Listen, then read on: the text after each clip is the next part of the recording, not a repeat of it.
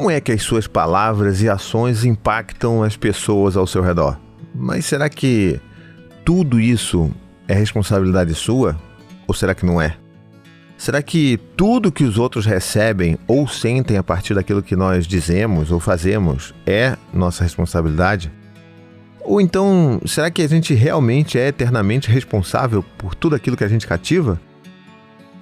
A conversa de hoje vai passar por tudo isso. Vai ser uma conversa complicada, mas que a gente vai fazer com muita responsabilidade. Então, chega mais que a conversa de hoje está boa. Oiê, tudo bem com você? Eu sou Thiago Queiroz e esse é o podcast Pausa para Sentir. Seja muito bem-vindo a esse podcast. Aqui a gente vai ter esse nosso lugar, nosso lugar seguro para a gente conversar sobre as nossas emoções, sobre a nossa vida, sobre as coisas que nos afetam ou que nos deixamos afetar. E a gente sempre vai ter essa conversa como um convite, né? Não como um manual de regras a se seguir para você ser um adulto melhor. Não, a ideia não é essa, até porque não existe isso. Mas a gente vai sempre ter esse convite para a gente parar, refletir sobre as nossas emoções, sobre as nossas atitudes e ver o que a gente pode mudar ou se faz sentido mudar. Eu sou psicanalista, pai, escritor e também podcaster. Então esse podcast aqui ele foi criado especificamente com o propósito de ser um ajudante, né? um colega, um amigo na sua jornada de autoconhecimento, para você entender como que as relações funcionam, entender como que as coisas que aconteceram na sua infância impactam até hoje na sua vida e a gente pode sim entender muito da nossa vida a partir do olhar para as nossas infâncias. Então a gente vai estar aqui conversando toda semana. Se você nunca ouviu esse podcast, seja bem-vindo, seja bem-vinda e espero que você pare aí um pouco agora e ouça essa conversa. Faça uma pausa para sentir. Bom, e também se você já ouve esse podcast, já gosta desse podcast, já me dá aquela ajuda, né? Dá aquela moral, me ajuda a divulgar, manda para as pessoas, manda para seus amigos, manda no grupo de WhatsApp, manda no Instagram, no status do WhatsApp, inclusive o status do WhatsApp que eu nunca usei, não sei usar, apesar de ser igual aos stories do Instagram, mas enfim, já tô fazendo devaneios aqui. Mas se você é de usar status do WhatsApp, bota lá que não tem problema nenhum também, tá bom? Vamos para a conversa então.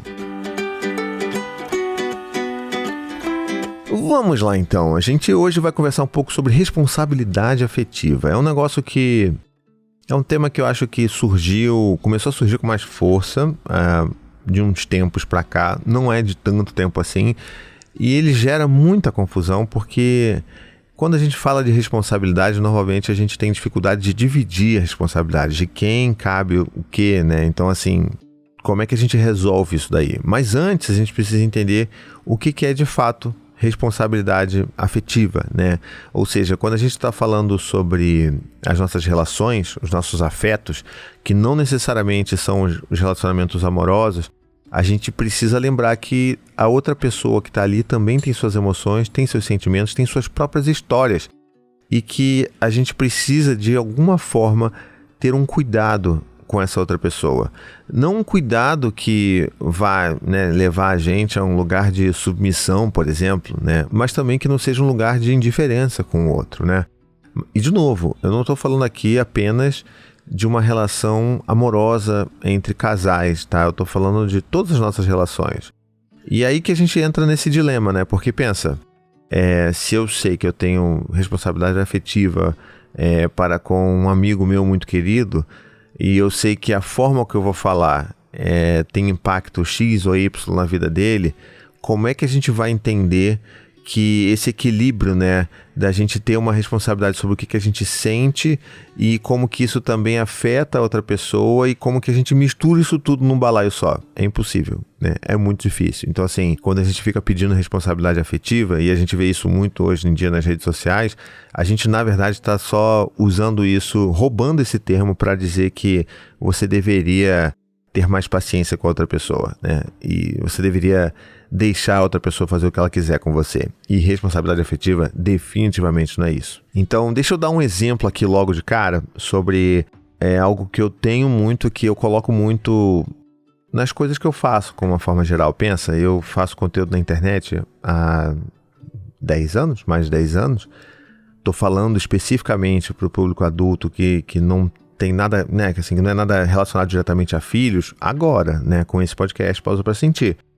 Mas, de uma forma geral, eu sempre me preocupei muito com a forma com a qual as pessoas iam receber as minhas mensagens. Isso daí, às vezes, pode se tornar paralisante. Eu vou explicar o porquê disso, mas essa responsabilidade afetiva que eu tenho, inclusive com o meu público, ela é muito importante para mim, porque eu não sei como é que a outra pessoa vai receber. E eu sei que, né, as pessoas vão receber uma mesma mensagem, exatamente a mesma fala, ou seja, esse áudio aqui que eu estou gravando. As pessoas vão receber esse áudio da mesma forma, mas vão ter percepções diferentes sobre isso que eu falei. E aí a gente começa a entender, peraí, mas se as pessoas vão ter reações diferentes, porque na verdade elas têm histórias diferentes e as coisas vão bater nelas, vão afetá-las de uma forma diferente, por que eu teria alguma responsabilidade com relação a isso? Bom, a gente tem porque se a gente tem alguma noção de que alguma coisa que a gente possa falar ou fazer vai afetar muito ou vai causar muito desconforto na outra pessoa, por que eu falaria? Né? E aí a gente vai e já pula para essa coisa do não, isso aí é culpa de quem tá ouvindo, isso aí é sua, não, isso aí tá contigo, né? Eu fui grosseiro, eu fui, estúpido, eu fui machista, mas não, você tá ouvindo isso dessa forma, isso é interpretação sua. E a gente vê isso hoje em dia aos montes na internet, né? A pessoa vai lá, fala uma coisa absurda, fala uma temerosidade gigante, daqui a pouco mete quem me conhece sabe. Se você se sentiu ofendido com o que eu falei, desculpa. Não pode ser assim. A gente não pode fazer isso na vida real, sabe? Eu não posso pedir desculpas por aquilo que talvez você tenha se ofendido, porque quando a gente fala isso, implicitamente, o que a gente está dizendo? A gente está dizendo assim, você na verdade é culpado por ter se sentido ofendido, porque quem se ofendeu foi você. E eu só falei isso porque eu tenho liberdade para falar o que eu quiser. Bom, em tese tem liberdade para falar o que você quiser. Mas quando a gente tem responsabilidade afetiva, ou seja, responsabilidade, a gente tem, vamos dizer assim, porque responsabilidade às vezes carrega um peso grande, né? Mas se a gente tem um cuidado com a forma como aquilo que a gente faz ou fala vai tocar as outras pessoas, a gente pode muito bem falar de outras formas aquilo que a gente gostaria de falar, sabe? O que eu sempre digo, né? O nosso vocabulário, o nosso português, o nosso idioma, ele é riquíssimo.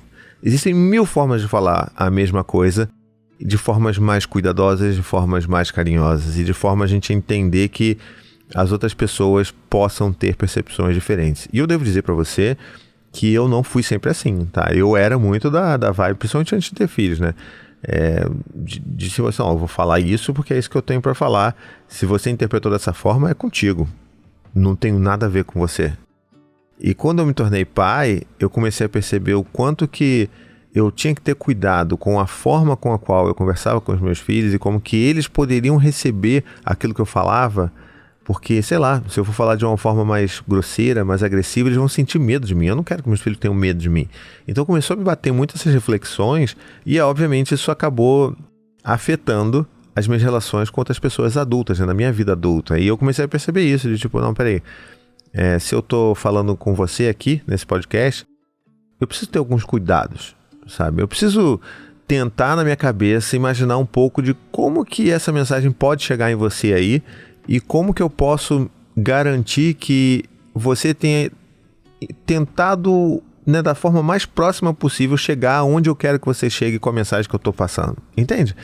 Isso para mim é responsabilidade afetiva. Ou seja, eu estou tentando dar o meu melhor aqui, mas de uma forma plenamente consciente de que eu não vou conseguir fazer com que tenham ali a mesma recepção da informação que eu gostaria de passar. Porque, de novo, né, se eu for tentar entender e passar por todas as possíveis interpretações daquilo que eu vou falar aqui, eu não vou fazer nada. Eu vou ficar só fazendo disclaimer atrás de disclaimer. Não, peraí, gente, se você está num relacionamento assim, é porque eu quero dizer dessa forma. Se você está num relacionamento assado, eu vou falar dessa forma. Então esse é que é vamos dizer assim, quando a gente perde o equilíbrio da responsabilidade afetiva, né? Quando a gente vai muito por o outro lado e a gente percebe que isso pode nos aprisionar e nos travar, né? Então assim, calma. Nem tudo é causa minha, mas nem tudo é responsabilidade apenas sua como ouvinte ou como receptor da mensagem, tá? Então é esse equilíbrio que a gente vai fazer e eu vou tentar sugerir algumas coisas aqui nessa conversa enquanto a gente está nesse bate-papo aqui. E o mais importante de tudo, eu acho que a gente também precisa lembrar é que a intenção apenas não é o suficiente. Ou seja, se eu tenho a intenção de falar alguma coisa de uma forma cuidadosa, de uma forma afetiva, isso não é tudo, tá? Então, assim, não, mas eu não tinha a intenção de ser preconceituoso, mas você foi, né? Tem essa coisa, que é a mesma coisa que os caras, quando são cancelados, vão fazer um pedido de desculpas, é isso, não foi minha intenção. Bom, a gente não está julgando a intenção aqui, a gente está julgando o que ocorreu de fato, né? Então, nas nossas relações também são assim. Não adianta nada você dar uma patada na pessoa e depois dizer que você não teve a intenção de machucar. Então, você teve intenção de quê? Se você deu uma patada. O fato é a patada, entende? Então, quando a gente está nesse lugar, a gente precisa entender que a forma e o que a gente fala impacta sim as outras pessoas. Então, vou dar um exemplo aqui mais prático, né? Imagina que você está num relacionamento amoroso. Você está com uma pessoa, você está namorando e você quer terminar o namoro por N motivos, né? Faz parte de um processo de responsabilidade afetiva você se preocupar em como que essa pessoa vai receber essa mensagem, né? Você poderia terminar o namoro mandando um e-mail? Poderia, mas isso também vai dizer um pouco sobre você, né? Sobre o como que você às vezes não teve tanta coragem de terminar aquele namoro e tudo mais, mas aí já é um processo avançado, que eu diria, da gente fazer essa reflexão. Mas o fato é, você pode terminar sim um namoro por e-mail. É da forma mais cuidadosa, em termos de responsabilidade afetiva? Provavelmente não. Porque aquela pessoa vai receber um e-mail da sua namorada ou do seu namorado e vai achar que é um e-mail qualquer, mas de repente vem aquela bomba na cabeça daquela pessoa. E você não está ali para tentar entender ou lidar com aquela reação, né? Então, ok, se você não vai mandar e-mail, o que você pode fazer? Bom, você pode... Eu sei que é difícil porque a gente está sempre tentando fugir de conflito, mas você pode sim tentar conversar presencialmente com outra pessoa e falar de uma forma que seja, né, não tão seca, né? Porque se você tem uma história com aquela pessoa, então, não, peraí, mas eu conheço ela, eu sei que ela é assim, e eu sei que se eu falar que a gente vai acabar, ela vai ficar muito mal, muito triste, vai se sentir, sei lá, sem chão. A gente fica sem chão quando acabam com a gente, né? Então, tá, e aí, o que a gente pode fazer? Não, vamos conversar. Olha, não tá dando certo, eu sei que essa não é a melhor, né, melhor hora talvez da sua vida para você receber esse tipo de notícia, que você tá com outros problemas também, eu entendo, você tá com, sei lá, passando por algumas outras dificuldades. Eu não gostaria de ser mais uma dificuldade, mas também não seria honesto comigo mesmo manter essa relação sem querer estar dentro dela, né? Então, é por isso que eu tô aqui e tudo mais. E aí a gente começa a perceber que esses elementos de eu sei que não tá fácil para você, eu sei que você tá passando por isso, eu sei que talvez você tenha percebido isso, que você esteja se sentindo dessa forma. Tudo isso são os elementos de uma responsabilidade afetiva, ou seja, eu me importo, eu posso estar acabando com o namoro por N motivos, mas eu me importo ainda com você enquanto pessoa e eu quero ter esse cuidado na hora de falar com você. Eu quero olhar nos seus olhos, vai ser uma situação horrível, né? Nunca é fácil.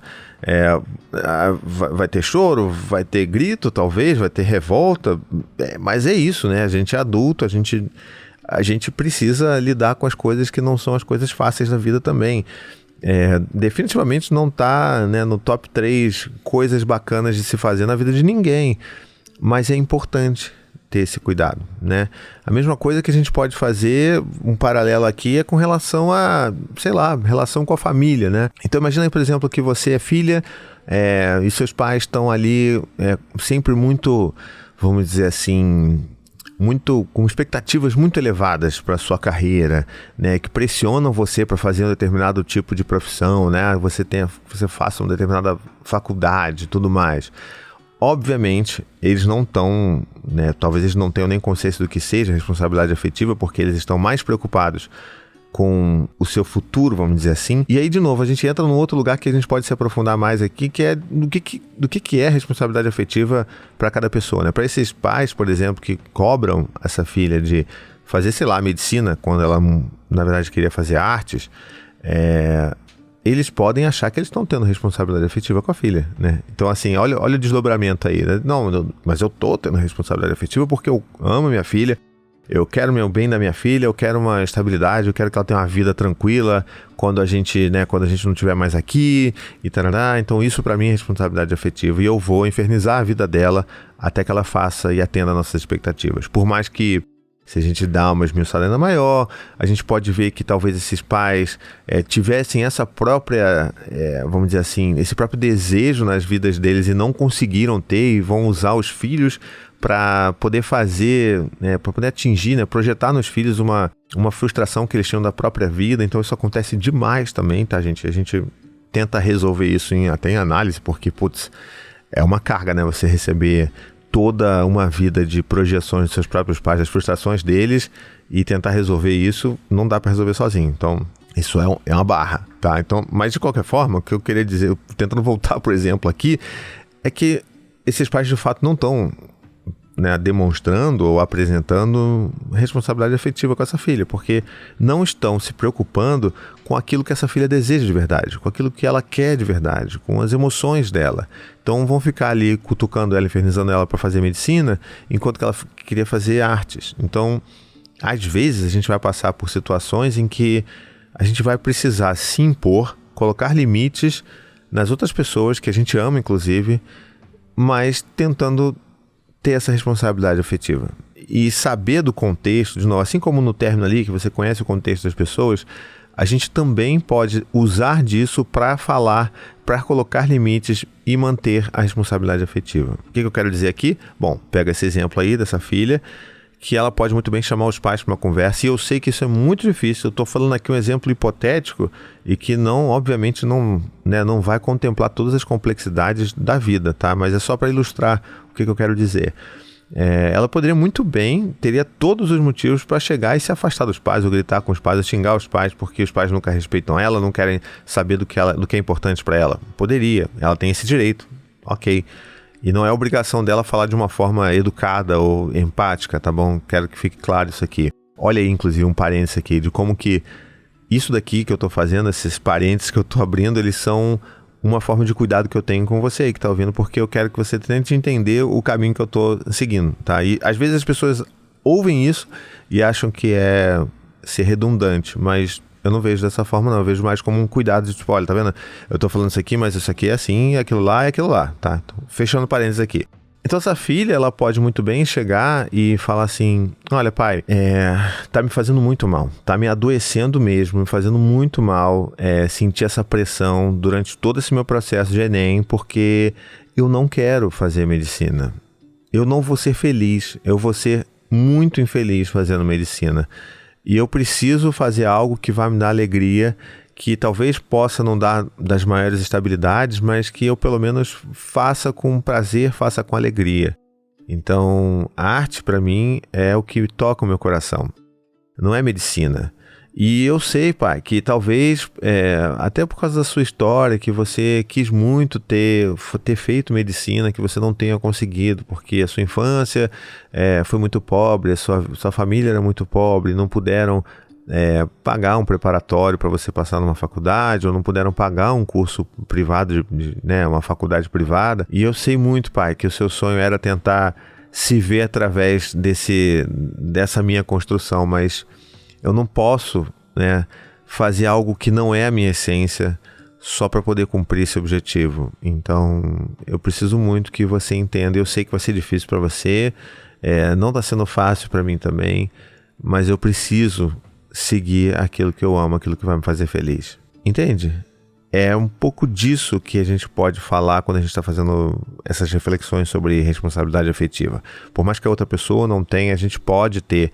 E quando a gente tem responsabilidade afetiva por alguém que às vezes nem demonstra isso pela gente, não é porque a gente está sendo benevolente, é porque a gente está tentando enxergar a humanidade na outra pessoa. Que no final das contas, responsabilidade afetiva é sobre isso. É sobre a gente enxergar que a outra pessoa é humana, que ela tem sua história, seus contextos, suas dificuldades, seus defeitos, suas qualidades, sabe? E quando a gente se conecta nesse nível de humanidade, as coisas tendem a ser mais fáceis. É claro, voltando ali ao exemplo da faculdade, que esse pai poderia ter respondido de uma forma agressiva, você é uma ingrata, não sei o quê. E ok também, porque não é trabalho dessa filha né, fazer uma transformação em tudo que esse pai é nessa altura do campeonato, ele já mais velho, né, em outra fase de vida. Ok, mas ela tentou. E ela tentou se conectar. Ela fez o que ela poderia fazer. E só dela ter feito isso, com certeza vai conferir a ela um estado de leveza de espírito muito maior. Porque ela sabe que ela tentou, ela sabe que ela foi acolhedora, ela sabe que ela entendeu, mas ela sabe que ela definiu o limite. Falou assim, olha, eu não vou fazer medicina. E eu sei que você está chateado, mas eu não vou fazer medicina porque essa é a minha vida. Então, percebe? A gente pode botar, e inclusive limite é uma demonstração de afeto, tá? Ou seja, quando você não deixa outra pessoa ir além daquilo que ela pode ir com você, é também uma demonstração de afeto de, olha, é até aqui que você pode ir e é até aqui que eu vou aguentar, mas daqui para frente não.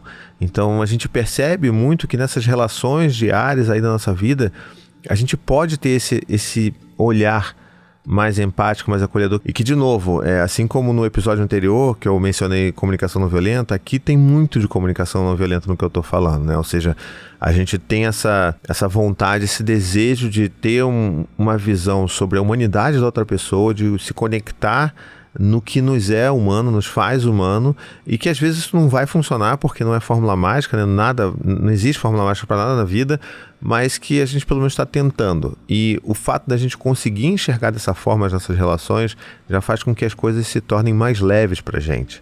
É por isso que eu queria trazer essa conversa aqui hoje de responsabilidade afetiva, porque não necessariamente a gente vai mudar o mundo. Muito provavelmente a gente não vai conseguir mudar o mundo. Mas se a gente conseguir pelo menos mudar o nosso mundo interior, já vai ser uma baita revolução. Bom, estamos chegando aqui a mais um finzinho de episódio. Espero que essa conversa tenha feito sentido para você. E eu não vou deixar você aí sem as minhas 2 diquinhas finais, tá bom? Eu vou fazer diferente. Hoje eu vou fazer as minhas 2 dicas serem leituras, tá? Porque eu acho que também ler livros é fundamental. Mas eu vou primeiro fazer uma referência aqui de um livro que é de um amigo meu, muito querido, um amigo pessoal meu, que é o livro do Frederico Matos, que se chama Maturidade Emocional, porque algumas pessoas agem como adultas e outras não. Esse é um livro de 2021 e é um livro que, sabe, ele é bem prático. Eu gosto muito desse livro porque obviamente eu gosto muito do autor, que é meu amigo, mas porque ele tem uma facilidade também de trazer os temas e trazer para nossa reflexão mais do cotidiano, sem aquela coisa de falar em termos difíceis de academia e tudo mais. Nada contra também, tem a sua finalidade, mas eu acho que aqui cabe melhor esse tipo de indicação. Esse é um livro muito, muito bacana porque ele mostra na prática como que a gente pode se amadurecer, né, no sentido emocional da coisa.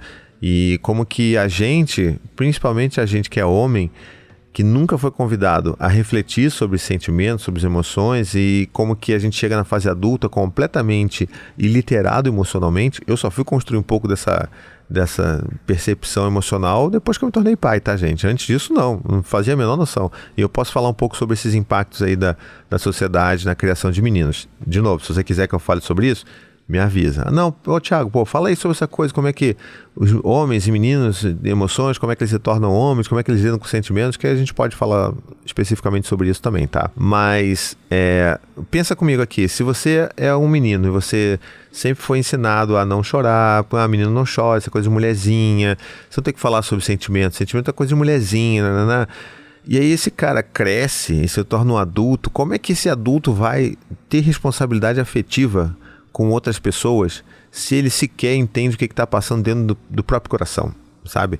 E então esse livro é um livro que ajuda muito nesse sentido, de ter um beabá muito bom sobre como que a gente lida com as emoções, entende, interage com elas. Mas, fazendo o meu disclaimer de sempre aqui, que eu sempre gosto de fazer, isso daqui pode explicar muito, mas não justifica, tá? É um jargão que eu levo pra vida, isso explica, mas não justifica. Ou seja, o fato de um homem chegar na fase adulta e não conseguir ter responsabilidade afetiva porque ele nunca aprendeu sobre suas próprias emoções na infância, isso explica aquilo, mas não justifica que ele não tenha responsabilidade afetiva com outras pessoas, sobretudo com as mulheres, como é o que a gente mais vê, homens sendo extremamente irresponsáveis afetivamente com mulheres. Então, explica, mas não justifica. Por quê? Porque você tem um caminho que você pode fazer para você entender melhor como é que funciona todo esse rolê, né? Então, de novo, explica, mas não justifica. E a segunda dica que eu quero dar, que é também um livro, que é o livro do Marshall Rosenberg, né? A Comunicação Não Violenta. É um livro importantíssimo na minha vida, inclusive, pessoal. Me trouxe uma transformação absurda na minha vida. Eu mencionei esse livro no episódio passado, eu acho, se eu não me lembro que a minha memória não é muito boa. Então, acho que no episódio passado eu falei sobre Marshall Rosenberg, sobre comunicação não violenta. Estou mencionando aqui, já trago um livro para você ler. Então, se você quiser ler, é um livro excelente para você. É um livro de capa laranja, tá? Tem um subtítulo ali que eu não lembro agora de cabeça, mas é um livro de capa laranja, Marshall Rosenberg, Comunicação Não Violenta. Não tem erro. E ele é um livro ótimo porque explica toda essa construção do que o Marshall Rosenberg chama de comunicação não violenta, de como que a gente pratica isso. E você lendo esse livro, você vai entender em pormenores, vamos dizer assim, o que é responsabilidade afetiva, que é talvez seja o resultado final da gente ter conversas que sejam guiadas por CNV, sabe? Assim, a gente entender que a gente tem responsabilidade afetiva pelas outras pessoas, mas sem nos silenciar, sem nos subjugar as outras pessoas, entende? Sem não colocar limites nas nossas relações. Então, fica essa minha dica aqui. De novo, se você quiser que eu fale sobre isso especificamente nesse podcast, me fala, Thiago, eu quero que você fale sobre CNV sim, eu não entendo, eu tenho preconceito, eu acho que é coisa de gente boba, sei lá, então, gente manipuladora, não sei. Então me avisa que aí eu posso tentar fazer um conteúdo especial sobre CNV aqui no podcast também, tá bom? Bom, é isso de episódio por hoje. Eu espero que você tenha gostado dessa conversa, tá bom? Eu confesso que eu tentei botar o máximo em prática a minha responsabilidade afetiva fazendo essa pauta e fazendo esse episódio aqui, porque eu queria muito que o que eu tô tentando trazer e construir chegasse aí em você da forma que eu mais acredito que deveria chegar. Então, me avisa se ele fez sentido pra você também, esse episódio, tá bom? Me diz se você gostou, se ele fez sentido ou se foi um monte de balela pra você, sei lá. Olha aí, eu falando em balela, tentando reduzir a qualidade do meu trabalho. Olha aí, olha os problemas que a gente tem também, né? Tentando fazer piadinha e reduzir o valor daquilo que a gente faz. Thiago, se controla, Thiago. Reconhece que o que você faz é legal. Tá bom, vou reconhecer. Desculpa aí, gente. Volta e meia vocês vão ver essas minhas conversas internas aqui. Mas o que eu queria dizer pra você é que se você gostou desse episódio, me ajuda a divulgar ele por aí. Piramida, aumente a nação pausadinha. Vai lá, manda pro seu amigo, pra sua amiga, manda pro pessoal do trabalho. Traz isso aí, às vezes... Tem trabalhos que as pessoas às vezes se reúnem semanalmente, quinzenalmente e trazem um momento de reflexão para não falar só sobre resultados e tal. Pô, fala assim, eu tenho um podcast que eu queria indicar para vocês aqui, que eu acho que é muito legal, traz reflexões bacanas, né? Então vai lá, me ajuda a divulgar. Eu vou ficar muito agradecido se você trouxer pelo menos um pausadinho para essa nossa nação pausadinha, beleza? Se você quiser também, você pode me ajudar me divulgando, né? Bota lá nos stories, me marca, bota lá o @Thiago Queiroz ou @Pausa pra Sentir podcast, vai lá, faz esse trabalho que ajuda pra caramba também, tá bom? O meu objetivo é esse, é chegar em mais ouvidos, tá? E se você quiser também, você pode seguir o podcast lá no Instagram, vai lá no @Pausa pra Sentir podcast, sempre tem conteúdo bacana lá também. Se quiser me seguir no meu outro perfil que eu falo sobre os filhos e tudo mais, é no @Thiago Queiroz, tá bom? Thiago com TH. E é claro que por fim, se você quiser participar de uma forma mais imersiva nessa conversa, você pode mandar o seu e-mail lá para o pausaprasentirpodcast@gmail.com. Conta a sua história, conta a sua dúvida, pede aí o seu tema que você gostaria que eu conversasse, ou traz as suas mazelas da vida, que a gente vai tentar dar um abraço carinhoso e quentinho nelas, tá bom? Eu vou ficando por aqui então, até a próxima semana, um beijo e fique bem.